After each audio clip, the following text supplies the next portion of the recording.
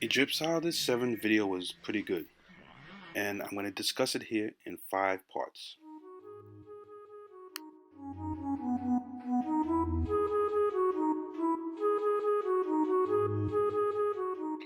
So let's first take a look at this graph here.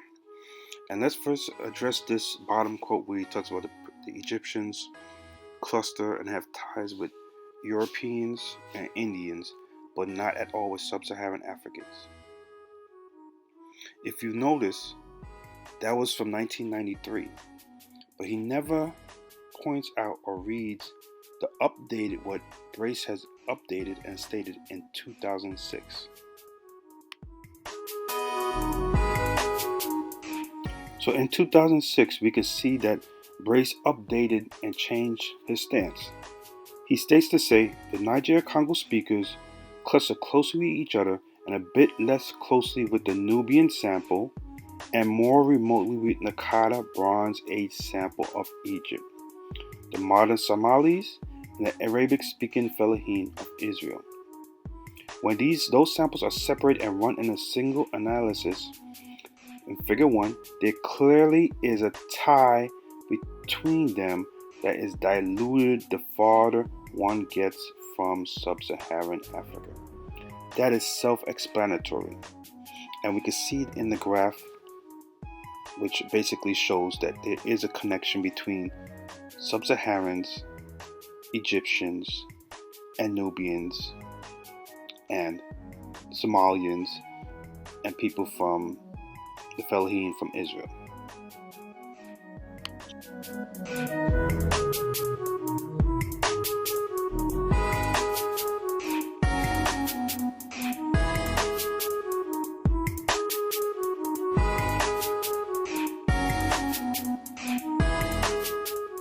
So Egyptologist7 is correct. Eugene Strouhal did state that the Badaris were Caucasian. However, if we read what Eugene Strouhal says, does this seem like a Caucasian population? He states in a study of 117 samples, 15 were Europoid, 8 were clearly Negroid, and the majority of 94 skulls showed a mix of Europoid and Negroid features in different combinations, and with different shares of both major race components. Does that sound like a Caucasian population? Anywhere around the world you go, any population that's like that would be considered a mulatto population. A racially admixed population. You wouldn't say that's a Caucasian population.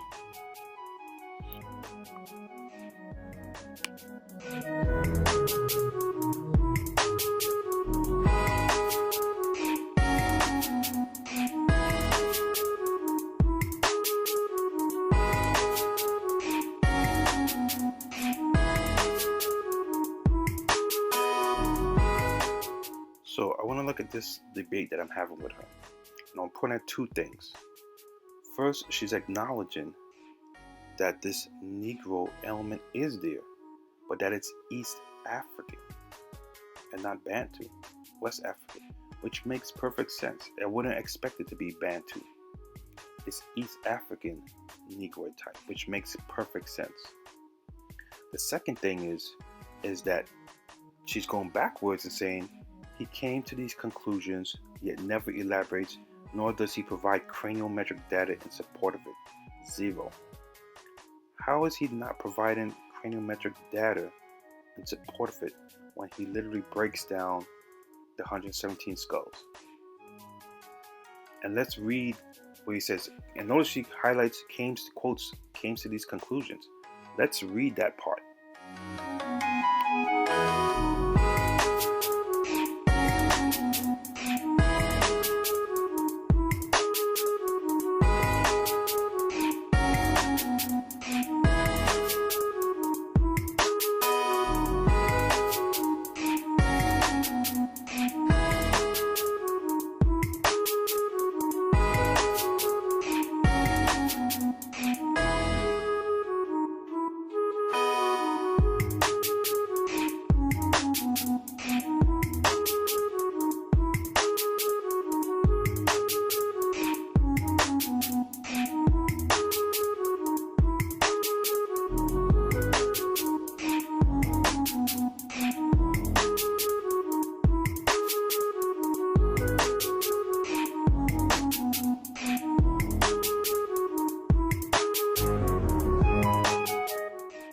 here is another part where Egyptologist7 and myself are talking about the Nubians. And what she points out is that the X group Nubians, that when it says strongly Negroid, it means that they are admixed, meaning they are admixed with Negroid and Europoid elements. And she points it out by quoting Eugene from that paper where it says mixed Negroid Europoid series from Wadi Quinta in Nubian. So let's read the rest of it that she doesn't point out.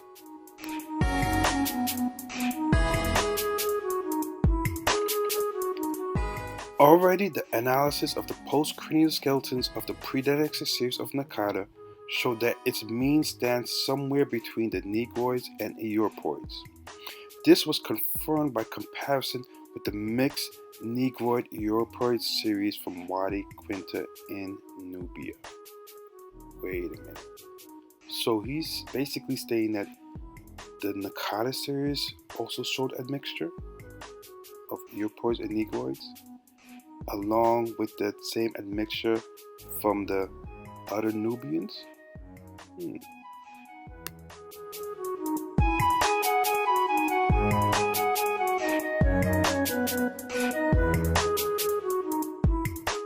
Let's take a look at these images. Both of the images on the right side come from the same book of Eugene Strouhal. At the top we have a skull that looks Caucasian and it matches with the Caucasian skull. And at the bottom we have a skull that looks Negroid or Africoid and matches with the Africoid skull. But guess what? Just like in Egyptologist7 other videos, she won't show you the skull at the bottom. She will show the one at the top. She won't show the one at the bottom. Because we know why. Because of what it looks like.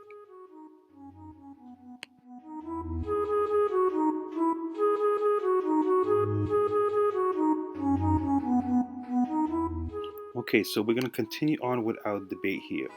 And as in this, you could see that she's pointing out, this is where she pointed out that the X group Nubians had mixed Europoid and Negroid features. And then she basically states that she got me in a trap. But she doesn't realize she doesn't have me in a trap because I always said that Egyptians and Nubians were a racially admixed population. And then I stated that they're strongly Negroid because that goes exactly with Joel the Irish Craniometric studies, which he shows the Badarians clustered with X group Nubians. Basically, the X group Nubians had Europoid and Negroid features, and it matches with the Badarians, who Eugene Strouhal has stated had Europoid and Negroid features. Egyptologist responds with, "Nope, here's what Iris said." Now the quote that she posts from Iris doesn't say anything. It doesn't even support it. Let's just go straight to what Iris says and Iris shows. Let's go. Okay, so this is what I was talking about. If you take a look at the top, you will see X group matches closest with the Badarians. That's the Negroid Europoid admixture. Then we have Meroitic, Karma, Lakata, B group, C group, Tigray, D group, A group. Majority of these are all Nubians. Majority of them. Lakata is of course Egyptian. But then you have EGN there on the left. Do you know what that is? That's Egyptian Negroes. They cluster closer to X group and the Badarians. But guess who's far out on the right there? EGE and SED. Go take a look and see.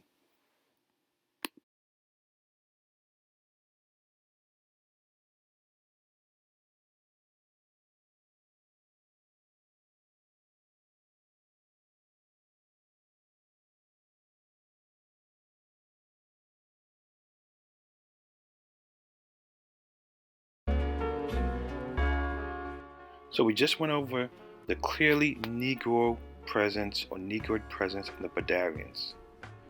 So now I'm going to point out much older samples that have a similar admixture, where there's a mixture of a Negroid, Europoid element, or just a pure Negroid element. So here are examples, 4 examples that are much older than the Badarians. And then I'm going to show another example that's even way older than that. And then I'll summarize.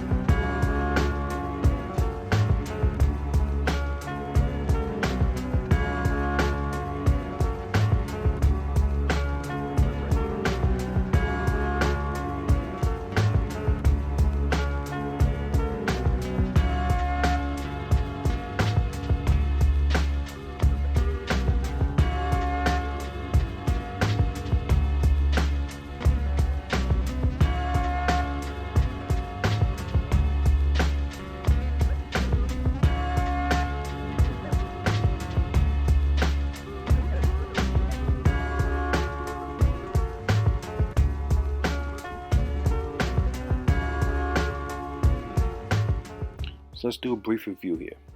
So Brace changed his stance. In 1993, he said that the Egyptians and Nubians had no tie with sub-Saharans. In 2006, he finally said that the Egyptians and Nubians had a tie with sub-Saharans. The Badarians, 6,000 years ago, craniometrically clustered with the X-group Nubians, and these X-group Nubians had both Negroid and Europoid admixture. This is the same thing we see, and the same thing that was stated by Eugene Strouhal, who basically said that the Badarians had an Europoid and Negroid admixture. 8,000 years ago in northern Egypt, we have the oldest remains of the Quarian skull, which clusters with sub-Saharans, the East African type. 7,000 years ago, we have Nabta who shows a sub-Saharan morphology, and truthfully, there's also a North African morphology there also. 7,000 years ago in Gebel Ramah, we show a mixed population. About 7,000 years ago, in the eastern desert of Egypt, the Thasians show a sub-Saharan North African morphology also. And then if we go back to older remains in Upper Egypt from 18 to 13,000 years ago, from Esna and Kumbo, they show similarities with the Jebel Sahaba remains. And as I pointed out, there are tons of other remains. If you look at a lot of the older remains, there is some connection with sub-Saharan morphology. And when I'm saying sub-Saharan morphology, I don't really like to say sub-Saharan because the reality is that people think that sub-Saharan morphology is confined to sub-Saharan Africa, which is false. That so-called sub-Saharan morphology or Negro morphology or black morphology is also a part of North Africa and the Levant and other places. And we're going to see that in a few.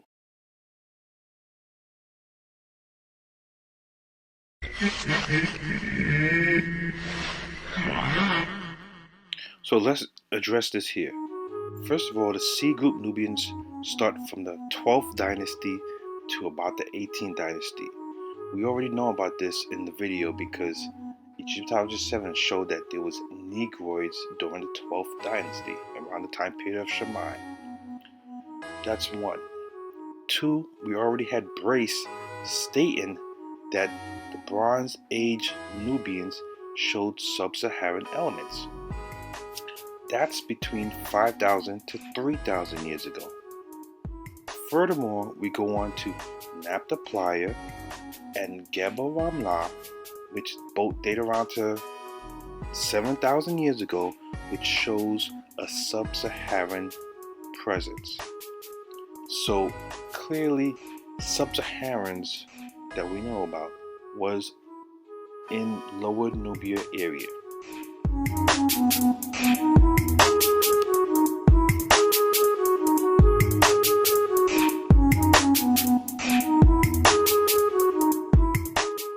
Okay, so we already dealt with the one that deals with Brace, so she was wrong about that. So now the other one where it says it is only later in the 18th dynasty one Nubian C group is slightly shifted towards the sub-Saharan cluster. It clusters first with Indian series. First of all, I've read the paper like maybe 3 times.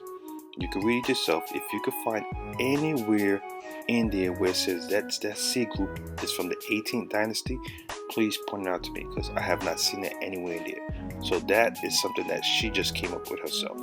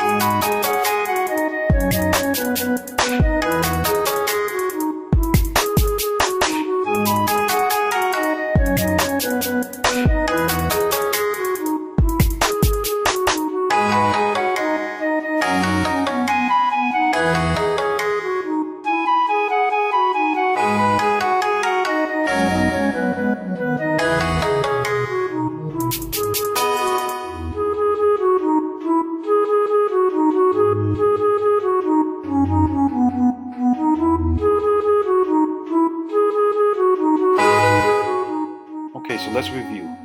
So we showed that the sub-Saharan element was always in Egypt and Nubia. There is no evidence in the text that that specific C group is from the 18th dynasty. And we have Brace acknowledging a sub-Saharan tie with the Bronze Age Nubians and Nakada. What I will interject is that the sub-Saharan Negroid element in Egypt and Nubia is predominantly the East African type, not the Bantu or West African type. In Figure 1, Upper Egyptians are closer to Black Africans and Lower Egyptians is closer to the Maghreb, and Nubians are between Egypt and Sub-Saharan Africa. In Figure 2, they say Egyptians and Nubians are an intermediate between Sub-Saharan Africans and Bronze Age Europeans. And Middle Easterners are within the European cloud and differs somewhat from the Egyptian Nubian. I want to point some observations with Figure 2. First, the cloud on the left is of Bronze Age Europeans, being compared to modern Sub-Saharan Africans in the clouds on the right. So that cloud on the left is not of modern Europeans. The left side represents narrow noses with relation to prognatism, and the right side wider noses in relation to prognatism. One, but Dari is in the middle, which show prognatism and Negro admixture according to the paper. Broad noses of Egyptians include the Abydos samples, Nakada, and Ammon. Broad noses for the Nubians include Meroitic, Nubian X, and Nubian C. The broad side also includes the Horn of Africa, like Somalians, and Gala. And the Indus Valley is on the broad side. Now, here's another thing I want you to take a look at. Jebel Moria is about 3,000 years old. These individuals craniometrically clustered with Cameroonians. However, dentally, they are similar to the A group Nubians. The center of Nubians is on the broad side, while the center of Egyptians, both lower and upper, is on the narrow side. A group Nubians, who have slightly broad noses according to Eugene Strouhal, is on the narrow side. Siwa is all the way on the left side. Now, I want to end with Siwa because this is very important, because what samples are they using for Siwa? Because Siwa is one of the most racially admixed population in Northern Africa, with a large Sub-Saharan element and East African element.